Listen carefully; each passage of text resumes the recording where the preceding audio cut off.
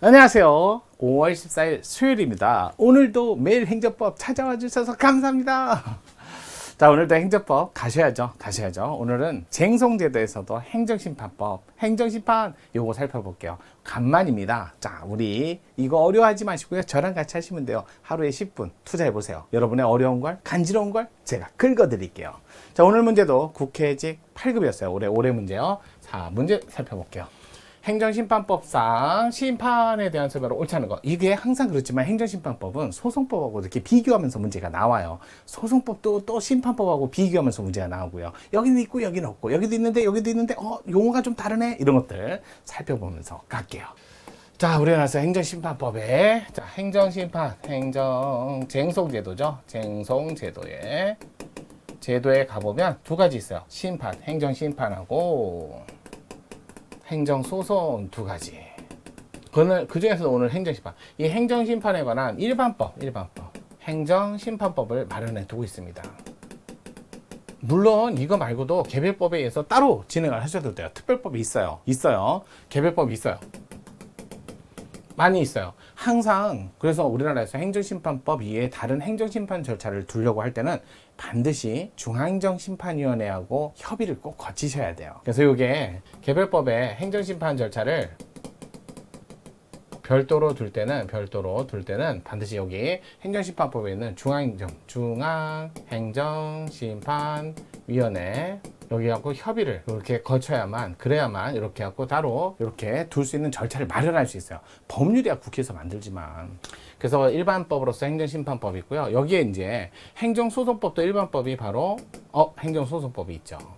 자, 우리나라에서는 행정소송법으로 하는데 이렇게 전시 절차로 드는데 요거 헌법 107조 3항에 가보면 이렇게 전치 절차로서 임의적 행정심판 전치, 예외적으로 필요적 행정심판 한 경우를 이렇게 하고 헌법적 근거까지 마련하고 있습니다. 그래서 원칙이 헌법에는 임의적인 전치가 원칙이지만 예외적으로 필수적 전치 요거는 따로 외우셔야 돼요. 그래서 예외적 필수적 전치가 되는 거 행정법에서는 5가지 정도는 암기하셔야 돼요. 그래서 공무원, 국공립, 교원의 징계는 반드시 행정심판을 거쳐야만 소송 갈 수 있습니다. 그다음에 국세, 관세, 또 지방세까지 다 포함돼요. 지방세도 포함해서 이것도 마찬가지예요. 자, 요거는 반드시 행정심판을 거쳐야만. 다만 국세에 관해서 지방세에 관해서는 요게 행정심판 절차가 조세심판원이 있고요. 국세청장의 그러니까 국세 청장이 하는 거, 그러니까 국세청장의 심사청구 제도가 있고요. 국세청장이 하는 청장에게 하는 심사청구 있고요. 그 다음에 감사원 감사, 이 3가지 중에 어찌됐든 원래 조세심판원 국세청장이 심사청구를 거치지 않았는데 감사원 감사를 거쳤다면 행정심판을 거친 걸로 봐주거든요. 이게 여러 가지 행정심판 절차를 거치라고 돼 있을 때 다 거치라는 게 아니라 이 중에 하나만 거치면 되는 거죠. 이런 것들도 알아두시고. 근데 운전면허, 취소, 정지, 처분이 나오면 이거는 행정심판을 거치지 않으면 소송 못 가요. 감사원, 변상금 재결, 이건 재결, 행정심판을 거쳐야만 소송 간다는 뜻이고, 그 다음에 중앙노동위, 부당해고에 대한 구제 재결, 마찬가지로 얘도 재결까지 거쳐야만 소송 가는데, 요 2개만 재결주의고요.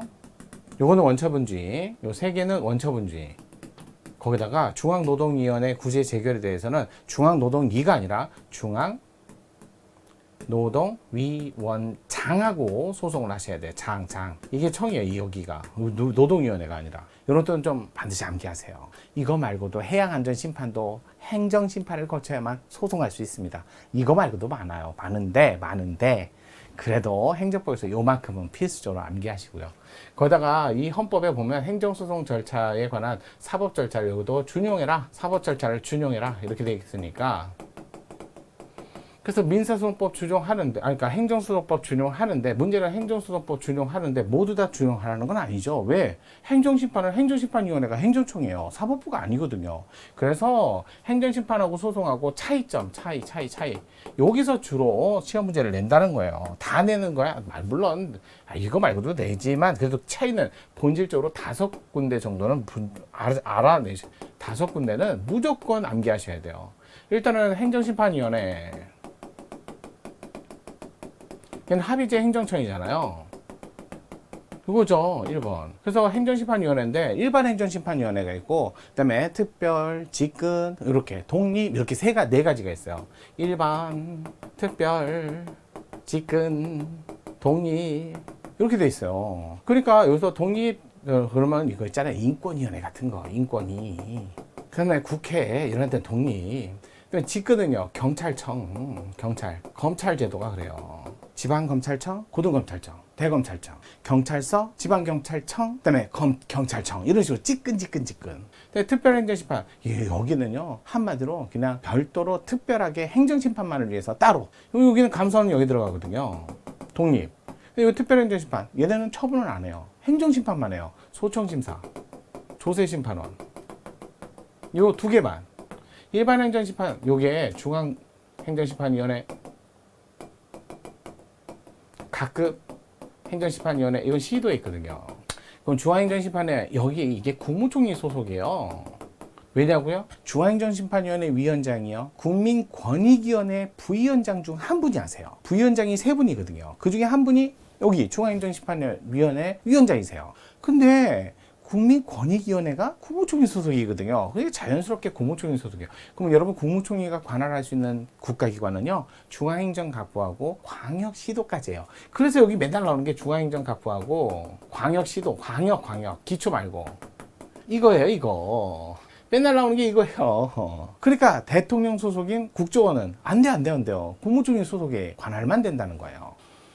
그럼 다음에 두 번째가 재결. 아예 행정심판위원회는 청이잖아요. 그러다 보니까 여기서 나오는 건 처분이자 다툼이 있는 사실에 관한 판단 성격을 가져요. 그래서 이 두 가지 성격을 갖는 게 바로 재결이에요. 그래서 이 중에 사정재결도 있고 이런 것들을 보셔야죠. 어차피 사정 판결도 있던데요. 비슷하잖아요. 근데 좀 다른 면을 찾으셔야 되고. 그 다음에 처분, 명령 재결, 처분 재결. 하지만 취소 재결은 있어도 취소 명령 재결은 없어요. 이거 나오는 취소 명령 재결은 없다라는 거. 이런 건 존재하지 않습니다. 자, 세 번째가 직접 처분 신청 제도. 이게 왜 나오냐면 네 번째 의무이행심판이에요. 의무이행심판. 의무이행심판을 하면 직접 처분 신청제도 이걸 실효성 있게 하기 위해서 더 나아가서 여기서 간접강제 신청제도도 이게 신청제도라고 외우셔야 돼. 왜? 직권으로는 안 해주거든요. 다섯 번째 고지제도. 선생님 행정절차법에도 고지제도 있고요 소송법에도 있던데요. 근데 무슨 특징입니까? 여기만 제재 규정이 있어요. 행정절차법이나 소송법에는 제재 규정은 없어요. 기간상 불이익 규정은 여기만 있어요. 여기만. 그거 나온다니까요. 좀 자세히 하려면 시간이 많이 걸려. 근데 이 다섯 가지는 정리 꼭 하셔야 돼. 무조건 하셔야 돼. 무조건이야. 알겠죠? 요소 신문대로. 볼까요? 진짜 8급도 그렇게 냈는지? 자, 볼게요. 올해 문제입니다. 옳지 않은 것이에요. 그러니까 특별시장, 광역시도, 특별자치시장, 도지사, 특별, 이 처분 부작위에 대해서는 행정심판적으로는 국민권익위원회 이게 국무총리 소속, 중앙행정심판위원회 심리지결한다. 맞잖아요. 국무총리 소속, 중앙행정심판위원회 특별시도. 맞는 집은. 자, 행정심판 청구에 대한 재결이 있으면 그 재결 같은 처분 또는 부작위에 대해서 다시 행정심판, 이 51조에 재심판정 금지, 행정심판 한 번만. 51조. 그 다음에 3번, 항고소 등에 있어서 당초 처분의 근거로 삼은 사유와 기본적 사실관계 통해서 이거는 소송이나 심판이나 똑같습니다. 따라서 인정되는 한도 내에서만 추가 변경, 처분 사유의 추가 변경 이거 가능하다고요. 행정심판에도 그대로 적용된다. 네 번째, 행정심판법은 적극적 처분의 의무, 실효성 확보를 위해서 직접 처분 신청 제도만 규정하고 행정소송법에서와 같은 간접관계는 없다. 이거 들어온 지 꽤 됐어요. 벌써 간접관계도 행정심판에. 벌써 4번이. 대신 행정소송에는 직접 처분 신청 제도가 없어요. 간접강제 신청만 있고. 다섯 번째, 재결에 의해서 취소되거나 또는 무효, 부존재 확인되는 처분이 단살 신청을 거부하는 것인 내용으로 하는 경우에는 처분을 한 행정청은 재결의 취지에 따라 다지선 신청에 대한 재처분을 해야 된다. 기속력 49조. 행정심판법에 49조고 소송법에도 기속력 기준이 있어요. 31조. 이런 식으로 좀 암기 좀 하셔야 돼요. 같이 있는 건 있고 특징적인 건 외우시고 그러면 문제 쉽다니까요. 저랑 같이 하시면 쉽습니다. 자, 내일도 저랑 같이 행정법 찾아뵙겠습니다. 정인호입니다.